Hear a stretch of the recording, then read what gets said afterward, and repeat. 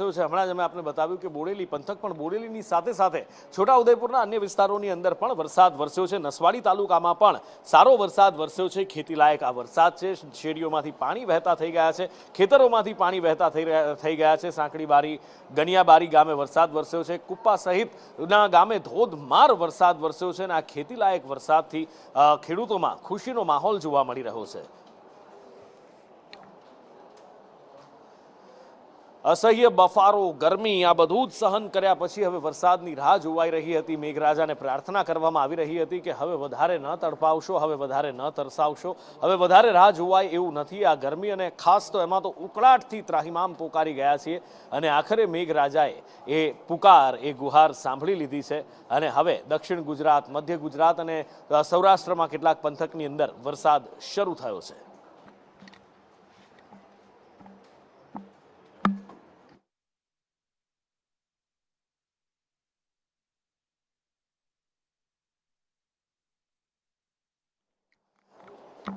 तो आ जे दृश्यो आप जोई रह्या छो छोटाउदेपुरना एक बाजू नसवाड़ी तालुकाना दृश्यो जे डाबा हाथे देखाई रह्या छे ने जमणी बाजू जे दृश्यो आप जोई रह्या छो ए बोडेली पंथकना दृश्यो छे के बंने जग्याए भले बंने तालुका अलग अलग छे पण बंने जग्याए माहोल एक सरखो मेघावी माहोल जोवा मळी रह्यो छे।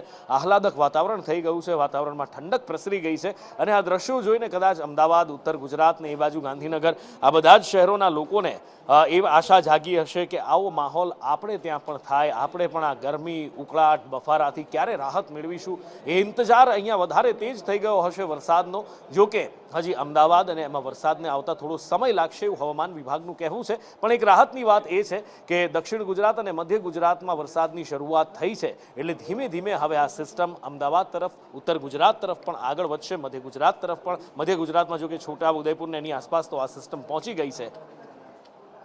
અને આ જે ત્રણ દ્રશ્યો અમરેલી જિલ્લાના દ્રશ્યો છે, અમરેલી, ધારી અને ખાંભાના દ્રશ્યો અત્યારે અમે આપને બતાવી રહ્યા છીએ। ધારી અને ખાંભાના અમરેલી જિલ્લાના બે દ્રશ્યો છે। ડાબી બાજુ જે આપ જોઈ રહ્યા છો એ ખાંભાના દ્રશ્યો છે, જમણી બાજુ જે આપ જોઈ રહ્યા છો એ ધારીના દ્રશ્યો છે। અહીંયા ખેતરમાં લીલોછમ પાક લહેરાતો દેખાઈ રહ્યો છે। જે ઉનાળુ પાક હતો એમાં જે ખેડૂતોનો બચી ગયો હતો એ પાકને બાકી મોટા ભાગે અત્યારે ખેતરો ખેડ કરેલા હોય છે, વાવણી કરી દીધી હોય છે। ભીમ 11થી જ આમ તો ખેડૂતો ચોમાસુ પાકની શરૂઆત કરી દેતા હોય છે। ચોમાસુ ખેતીને શ્રી ગણેશ થઈ જતા હોય છે ચોમાસુ વાવણીના અને એના પછી મેઘરાજાની રાહ જોવા લાગે છે કે સમયસર મેઘરાજા રીઝે અને પછી વ્યવસ્થિત પાક થાય। આ વખતે પણ આશા રાખીએ કે જેટલો સુંદર વરસાદ અત્યારે પડી રહ્યો છે, આ જેટલો સુંદર વરસાદ અત્યારે પડી રહ્યો છે આવો જ વરસાદ આખું ચોમાસું પડે, એવો વરસાદ ન પડે કે ખેડૂતોને ધનોત પનોત કાઢી દે। અને હવે જે તમે દ્રશ્યો જોઈ રહ્યા છો એ ડાંગ જિલ્લાના દ્રશ્યો છે અને બીજી બાજુ છે દાહોદના દ્રશ્યો।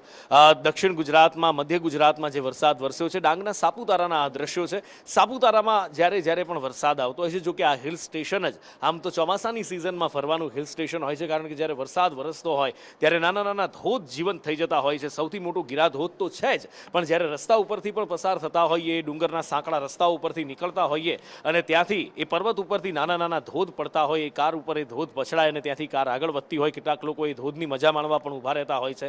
પ્રકૃતિ સોળે કળાએ અહીંયા ખીલી ઉઠતી હોય છે અને અદ્ભુત દ્રશ્યો, અદ્ભુત નજારા જોવા મળતા હોય છે। આ બાજુ જ્યાં જમણી બાજુ જે દ્રશ્યો તમે જોઈ રહ્યા છો દાહોદના દ્રશ્યો છે। વીજળીના કડાકા ભડાકા વીજળીઓ ચમકી રહી છે અને અહીંયા વરસાદ મેઘરાજા મન મૂકીને વરસી રહ્યા છે।